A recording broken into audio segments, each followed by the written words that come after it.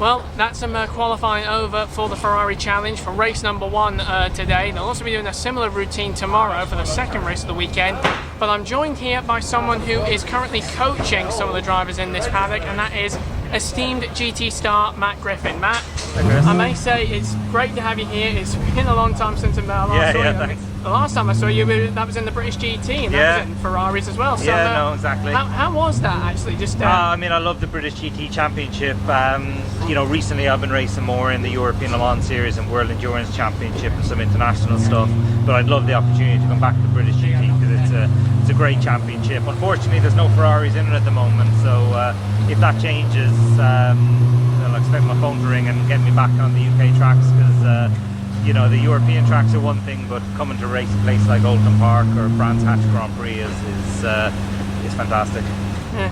How competitive would you say is the Ferrari Challenge in the UK? Because I mean, it's still a fairly new championship. It's been around for a few years, not compared to say like the European and the North America series, which have been around for decades now. But with the quality of drivers that we have, and also with people like yourself coaching these drivers, would you say that perhaps this is one of the most competitive domestic series in the British Isles? It certainly is. I mean, it's aimed at obviously amateur racing drivers, but in terms of the level of these amateurs, they're really the level is really high. Obviously, they get a tremendous amount of support from Ferrari, so that they right from the ground up, from when they start to when they come to race the UK Ferrari Challenge.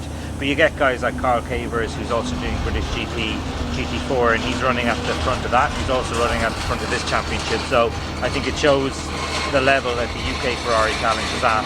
And a lot of the guys will also race at Le Mans in the European Challenge support race. So, you know, at the end it's a championship for enthusiastic amateurs, but that doesn't mean it's slow, so it's excellent.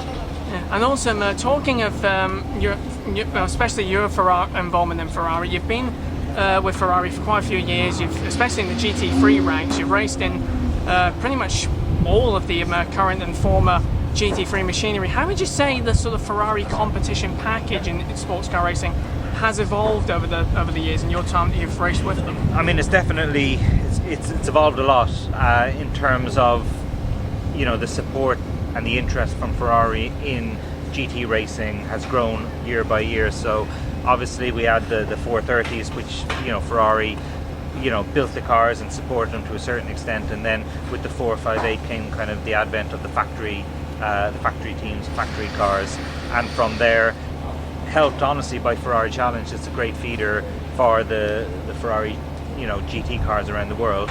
So with this you have, you know, obviously the UK Challenge, the Asia Pacific UK Challenge, or the North American Ferrari Challenge, and the European. And out of that, there are drivers who will aspire to go GT racing, will aspire to race at Le Mans. That's fed kind of the advent of Ferrari within GT racing, and now I believe that, you know, certainly worldwide, not in the UK as I said unfortunately, but worldwide, Ferrari I think is one of the most popular brands to race as a GT car in the world. Yeah, well, thanks, Matt. It certainly is a popular field out there today, and I'm looking forward to race number 1, and hopefully things go well for the drivers out there. Fingers crossed. Thanks, Chris. Thanks. Okay.